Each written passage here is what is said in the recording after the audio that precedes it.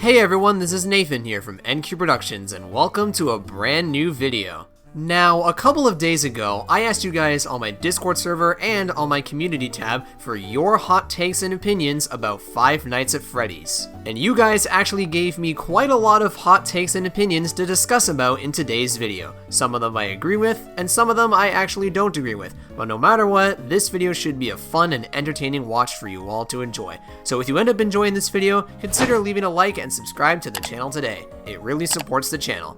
And without further ado, let's get into your hot takes and opinions about Five Nights at Freddy's. Big Red Headphones says, Ultimate Custom Night should have been the last game in the main story, and everything afterwards, like Help Wanted and Security Breach, should have been a different story just in the same universe. For example, Vanny could have just been a crazed fangirl who was inspired by William instead of being directly controlled by him. There are things about this take that I do and don't agree with. I do agree that FNAF Ultimate Custom Night should have been the last game in the main story, and having it conflict with the newer stories from FNAF, like the stuff from Help Wanted and Security Breach, is frustrating to deal with. However, I don't agree that Vanny should have been this random fangirl who was obsessed with William's actions. I like the idea of her being possessed or controlled by him a lot better. So yeah, like I said, stuff about this take I do like, stuff about this take I don't like. Supernova Bros said, I'm neutral towards FNAF, which is totally fine, although in my opinion, FNAF is very good. No James here said, Balloon Boy is not the worst animatronic, it's Dee Dee. Yeah, I agree with this take. Dee Dee is super annoying and she could die in a fire for all I care. Help Wanted 2 is the best game in the franchise. Recency bias is probably a factor in your opinion, WagnerTube, but yeah, I agree with you. Help Wanted 2 is one of the best games in the franchise. Okay, we've got a lot of hot takes from T. Gyaru. The current direction of the FNAF timeline sucks. I wish the timeline was simple and yet some pieces are still filled with a lot of mystery. I do agree that the FNAF timeline is very messy, and I do wish everything was a lot simpler, but at the same time, we wouldn't have all these cool and crazy FNAF theory videos if the timeline wasn't simple. So to me, the current direction of the FNAF timeline is fine. Yes, I do wish everything was a lot simpler and explained well, but at the same time, because of all the theory videos, I'm fine with how things are. Too many people named Jeremy. Yes, that is very true. Right now we have 3 or 4, I think we have 3 Jeremys in the FNAF timeline. We have Jeremy, which is one of the 5 missing children, Jeremy Fitzgerald, the classic FNAF guard from FNAF 2, and then Jeremy from FNAF Help Wanted. I wish the FNAF novel trilogy was canon to the games and there's a multiverse within the franchise. Well, we already have a couple of elements from the FNAF novels that are canon, like Charlie being a part of the lore now. And then I do agree with you with the fact that there's a multiverse within the FNAF universe because the novels and the games are 2 separate canons. At least I'm 99% sure that they are. I don't understand why people still think the crying child's name is Chris. Dude, I'm right there with you. I don't know why people keep on saying that. There is no evidence within the games, the books, anywhere where it says that Chris is the name of the crying child. Y'all got that name from a fan video, okay? Stop saying that the name of the crying child is Chris. We're all sick of it. The FNAF movie is amazing, period. Yes, I agree with you. The FNAF movie is amazing, and it got way too much hate. Dam says, I would say FNAF 1 is legendary, because that's where it started originally. Thank you, Scott, for bringing FNAF into existence. Yeah, that's a fair point.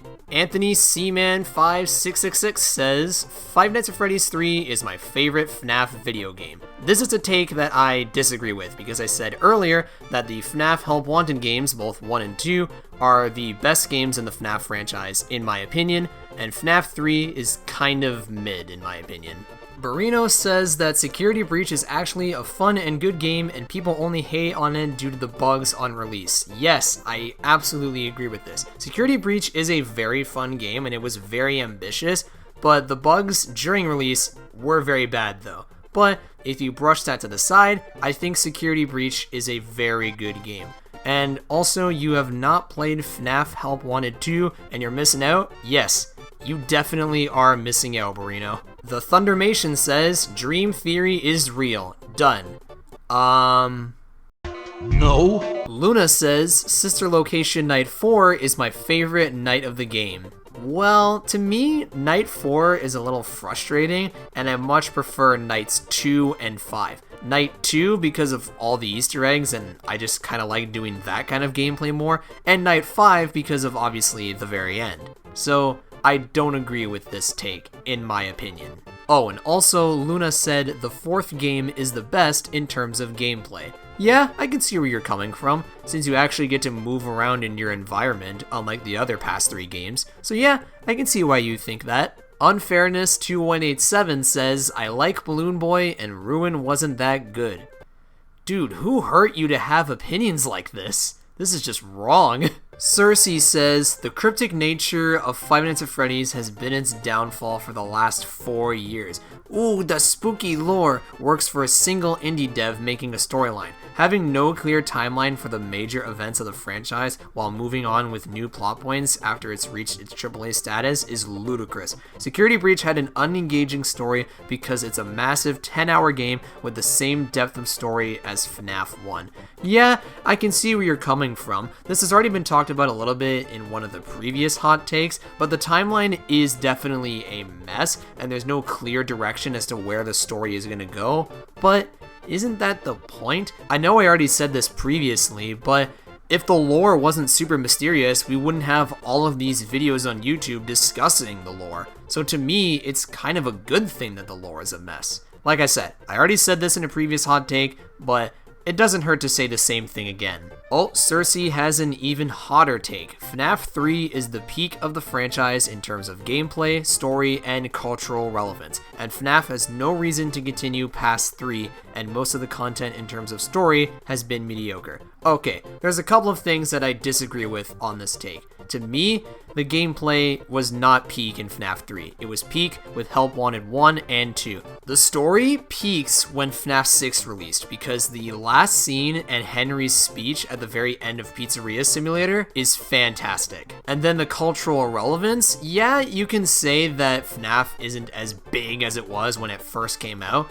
but it's still a very big franchise. I mean, we got the movie last year, so FNAF is still pretty relevant in my opinion. Your Artistic Bun Studios said that Bonnie is blue and always has been blue. Look, I know recently that Scott Cawthon said that Bonnie has always been blue, and it was only because of the lighting that Bonnie looked purple, but I'm sorry, I have to disagree with this one because I have always preferred Bonnie being purple. I'm in the hashtag Bonnie is Purple gang, alright?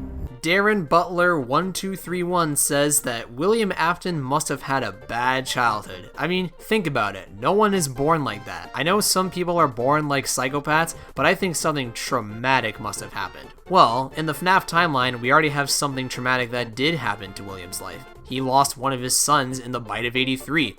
But I do definitely agree with you that there should be a bigger reason as to why Afton is a psychopathic killer. I gave my reasonings in my FNAF timeline video where his wife ended up divorcing him and then he went down a murderous path after that, but there has not been an official reason as to why Afton has been a serial killer. And I wish that there was a game or novel or something like that where that was explained rather than him just being a psychopath right from the get-go. Alright, the last hot take of the video, and this one comes from 2 people. Burb and Zach the Very Lucky Engine says that they have never played FNAF.